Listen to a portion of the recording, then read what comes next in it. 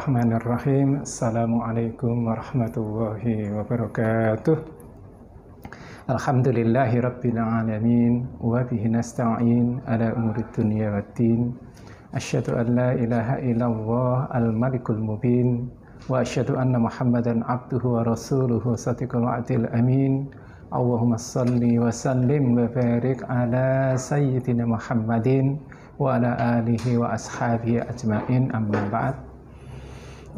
Saudara-saudaraku sekalian, jamaah yang ada di masjid maupun yang ada di rumah yang dimuliakan oleh Allah Subhanahu wa taala. Syukur alhamdulillah kita sampai hari ini masih diberi kesehatan, diberi kenikmatan oleh Allah Subhanahu wa taala, dan kita mengharap dengan ungkapan alhamdulillah ini Allah tambahkan kenikmatan untuk kita semua khususnya, dan kita mengharap moga-moga dengan ungkapan alhamdulillah ini menjadi penyebab pula kita nanti akan dipertemukan oleh Allah di surganya Allah Subhanahu wa taala. Salawat dan salam juga tidak lupa selalu senantiasa kita sanjungkan untuk Nabi kita Muhammad sallallahu alaihi wasallam, dan juga untuk keluarganya, untuk sahabatnya. Dan kita mengharap moga-moga dengan ungkapan salawat dan salam ini menjadi penyebab kita di akhirat kelak mendapat syafaat dari Rasulullah Sallallahu Alaihi Wasallam.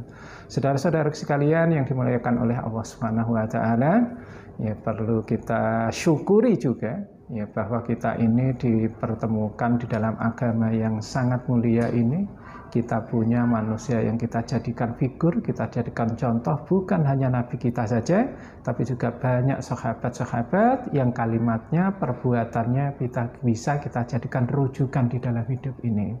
Salah satunya adalah apa yang pernah disampaikan oleh Umar bin Khattab radhiyallahu anhu. Ya, beliau ini sangat luar biasa, banyak sekali kata-katanya yang kemudian dijadikan sebagai rujukan pula. Salah satu kata-kata beliau yang dijadikan rujukan sampai saat ini adalah kalimat lastu bil khibbi wala khibbu yahda'uni. Ya, kata Umar bin Khattab bahwa saya ini bukan penipu dan tidak ada yang bisa menipu aku. Ya. Umar bin Khattab di dalam keterangan ini memberikan pelajaran kepada kita bahwa menjadi seorang muslim itu jangan menjadi penipu. Tapi menjadi seorang muslim juga jangan gampang ditipu. Ya.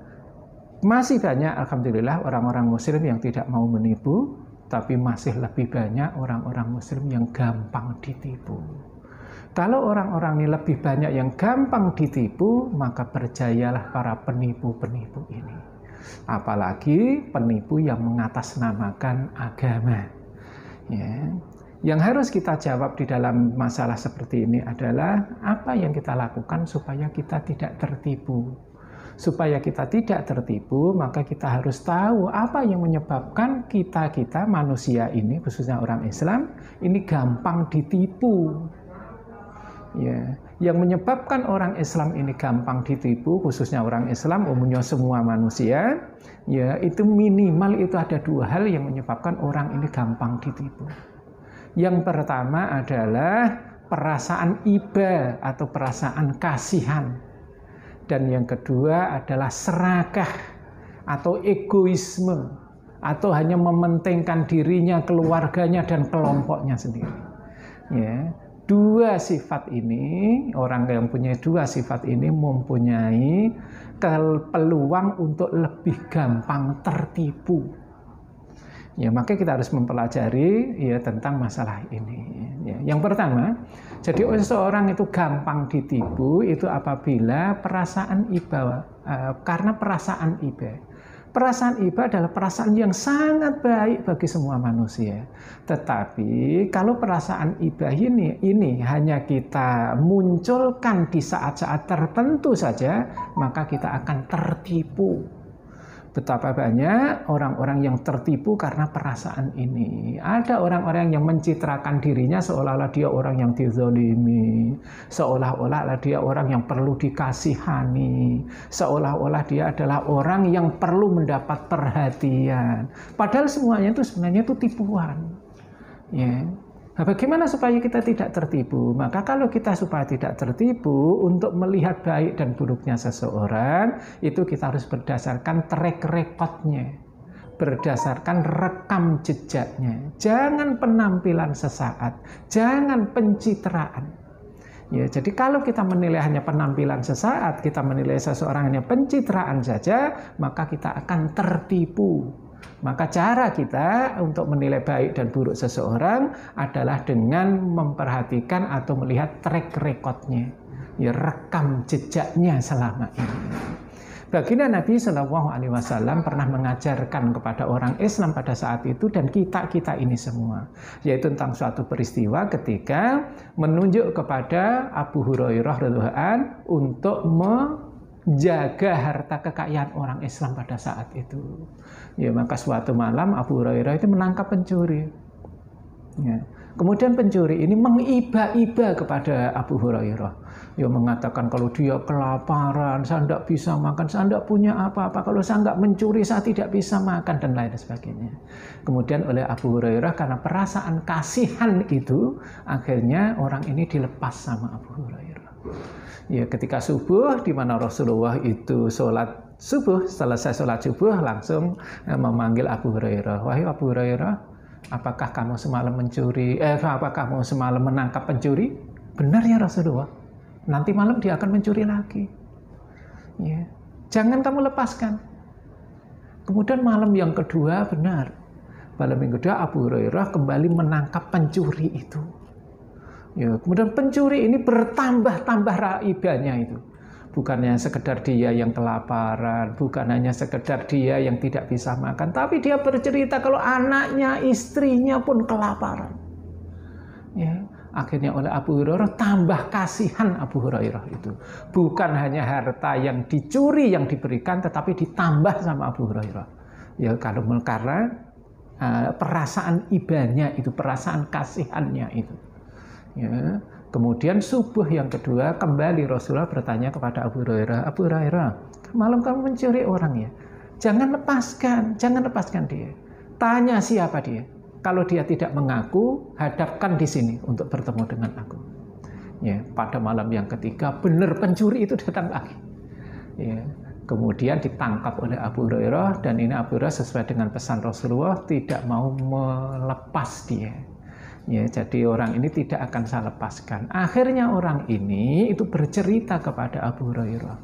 Wahai Abu Hurairah, ya, kalau saya tidak mau ketemu dengan Nabi. Kata Abu Hurairah, kalau kamu tidak ketemu dengan Nabi, siapa kamu ini sebenarnya? Kemudian orang ini menunjukkan wujud aslinya. Ternyata dia itu adalah jin yang jahat. Ya, dia bukan manusia, dia itu jin yang jahat.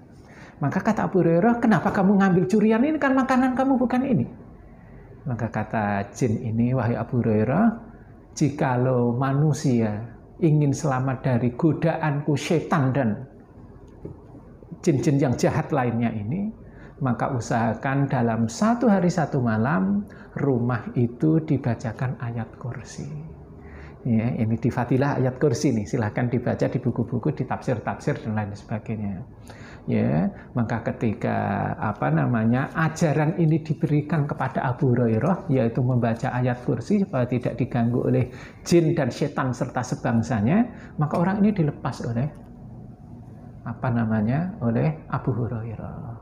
Maka ketika subuh ketemu lagi Rasulullah, dan Rasulullah bertanya kepada Abu Hurairah, Abu Hurairah, semalam kamu menangkap lagi orangnya?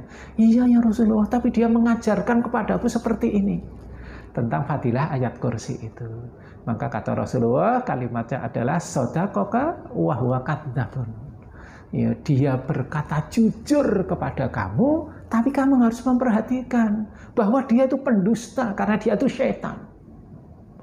Ya, disampaikan kepada Abu Hurairah bahwa dia benar, tetapi dia pendusta dan dia itu syaitan. Ini kata Rasulullah kepada Abu Hurairah.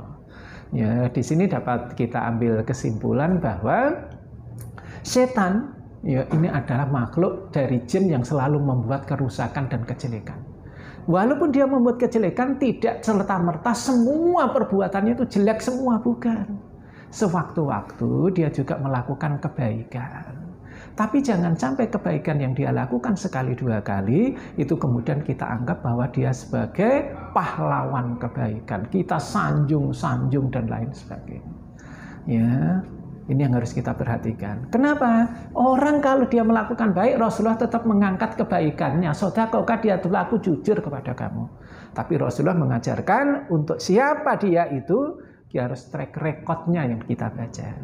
Bahwa ya dia ini adalah pendusta, wa huwa kadzdzab, ya wa huwa kadzdzub bisa kadzdzabun atau kadzdzubun. Dia itu dusta, dia itu pendusta. Ya, ini pertama. Kemudian yang kedua, Rasulullah SAW juga mengajarkan di pihak yang lain, yang termasuk nanti kita masukkan di dalam apa yang menyebabkan seseorang ini gampang ditipu. Kalau yang pertama tadi karena perasaan iba, yang kedua ini adalah karena serakah, egoisme, hanya mementingkan dirinya, keluarganya, kelompoknya. Dia serakah tanpa memperhatikan dan memikirkan yang lainnya. Ya, ini sebagaimana yang pernah dicontohkan di zaman Nabi ketika Rasulullah mempersiapkan diri adanya Fathul Mekah, yaitu peristiwa di tahun ke-10 Hijriah. Ya, Rasulullah memobilisasi orang-orang Madinah untuk menuju ke Mekah dengan persiapan sebagaimana persiapan perang. Ya, kemudian Rasulullah dalam rencana Fathul Mekah ini merahasiakan. Tidak ada yang dikasih tahu oleh Rasulullah kecuali orang-orang tertentu, orang-orang penting yang ada di ring satu. Bahkan paman Rasulullah yaitu Abbas ketika ditanya apa yang tidak dilakukan oleh Muhammad dan teman-temannya. Maka kata Abbas, saya tidak tahu apa yang dilakukan oleh Muhammad keponakanku. Sampai dengan pamannya saja itu Rasulullah nggak dikasih tahu. Yang dikasih hanya orang-orang tertentu saja. Tetapi tiada gading yang tak retak. Sehebat apapun rencana manusia, pasti di sana ada lubang, ada celahnya. Ya, yaitu ketika malaikat memberitahu kepada Rasulullah bahwa ada salah satu sahabat kamu yang membocorkan rahasia ini kepada keluarganya yang ada di Mekah. Ya, maka oleh Rasulullah SAW mengutus kepada Ali bin Abi Thalib dan juga mengutus kepada Miqdad bin Umair radhiyallahu anhuma. Keduanya diminta oleh Rasulullah untuk berada di perbatasan Madinah. Kata Rasulullah, kalau nanti ada orang yang pergi dan berjalan dari Mekah ke Madinah, tangkap orang itu, kemudian minta kepadanya surat yang dia bawa. Kemudian berangkatlah dua sahabat ini menuju ke perbatasan Madinah ke arah Mekah. Ternyata memang benar, tidak lama setelah itu ada seorang ibu-ibu yang sudah usia, sudah tua, kemudian berangkat dari dari Madinah ke Mekah. Maka ditangkap oleh Ali bin Abi Thalib dan Miqdad bin Umar ini. Ya, kemudian setelah diinterogasi, maka dua orang sahabat Nabi ini minta kepada ibu ini itu surat. Ibu ini nggak ngaku, nggak merasa bawa apa-apa. Sampai-sampai diancam oleh Ali bin Abi Thalib, kalau tidak mengaku, maka engkau akan aku telanjangi. Tidak akan mungkin Rasulullah itu berdusta. Ya. Yang kemudian karena ancaman itu, akhirnya seorang ibu ini menyerahkan, ternyata ada surat yang dibawa, ditaruh di rambutnya, kemudian diserahkan kepada Ali bin Abi Thalib.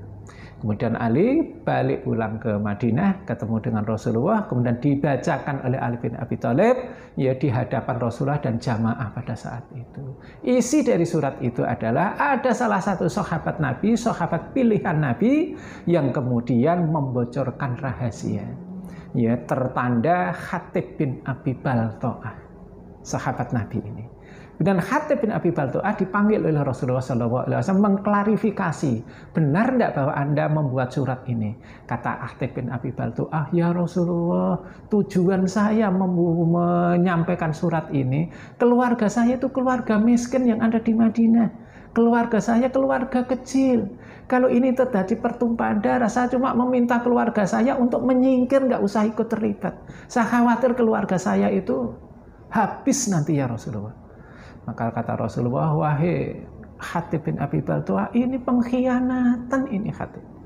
Ya, ketika Rasulullah sampai mengangkat kalimat pengkhianatan itu, maka salah satu sahabat yang hadir di situ adalah Umar bin Khattab. Maka Umar bin Khattab ini naik ke depan, meloncat ke depan. Kalau di Sirah Nabawi digambarkan meloncat ke depan, kemudian menarik bajunya Hatib bin Abi Balto'ah, menarik juga pedangnya dari sarungnya, kemudian dengan serius dia mengatakan hendak membunuh Hatib bin Abi Balto'ah dikarenakan pengkhianat ini. Keseriusan Umar bin Khattab sampai-sampai Rasulullah pun ikut melerai kejadian itu. Wahai Umar, tidakkah engkau ingat ketika Allah menyampaikan kepada ahli Badar di perang Badar dengan kalimat i'malu masyitum faqad ghafartu lakum. Ya. Wahai ahli Badar, lakukan apa yang ingin kamu lakukan. Niscaya semua dosa-dosa kamu sudah aku ampuni. Ya, ini ahli Badar 313 orang jumlahnya, yang wafat sekian orang, 300-an ini dijamin masuk surga. Dosa-dosanya diampuni oleh Allah. Dia adalah orang-orang soleh termasuk Hatib bin Abi Balto'ah. Tetapi orang soleh setingkat Hatib bin Abi Balto'ah, ahli surga ini bukan terus nggak punya kesalahan. Sekali-kali juga dia membuat kesalahan. Ya, tapi jangan sampai ketika dia membuat kesalahan, kemudian kita hilangkan kebaikan selama ini, kemudian kita menganggap dia hanya satu saja, yaitu kejelekan. Pengkhianatan. Sehingga Rasulullah perlu mengingatkan kepada Umar bin Khattab, yang kemudian Umar bin Khattab seolah-olah dia lupa tentang hadis qudsi itu. Ya, kemudian ketika diingatkan ini, Umar bin Khattab kemudian merangkul Hatib bin Abi Balto'ah. Ya, Hatib bin Abi Balto'ah orang soleh, sekali-kali dia punya kesalahan. Tapi kesalahan itu hanya jelek, hanya sedikit, maaf. Kesalahan itu hanya sedikit dari sekian kebaikan yang dia lakukan. Ya. Kalau apa yang dilakukan oleh Abi Balto'ah ini adalah dia hanya mementingkan dirinya, keluarganya, ya, karena ini egoisme. Orang yang demikian itu lebih gampang tertipu, termasuk kita, ya, lebih gampang tertipu. Ya, ini mungkin ya, atau yang dapat saya simpulkan adalah orang yang jahat pada saat-saat tertentu juga dia bisa melakukan kebaikan. Tapi jangan sampai kebaikan yang hanya sekali dua kali itu kemudian kita anggap dia sebagai pelaku kebaikan. Ya, demikian juga sebaliknya, orang yang baik bisa jadi sewaktu-waktu dia melakukan kejahatan. Tapi jangan sampai kejelekan dan kejahatan yang dia lakukan hanya sekali dua kali itu kemudian kita anggap bahwa dia adalah pelaku kejelekan. Ya, ini yang harus kita hati-hati sehingga jangan sampai kita ini menilai seseorang hanya penampilan sesaat. Rasulullah mengajarkan kepada kita untuk menilai seseorang berdasarkan track recordnya, berdasarkan rekam jejaknya. Ya, mungkin demikian yang dapat saya sampaikan. Kurang lebihnya mohon maaf. Hafizul kalam. Wabillahi taufiq wal hidayah. Assalamualaikum warahmatullahi wabarakatuh.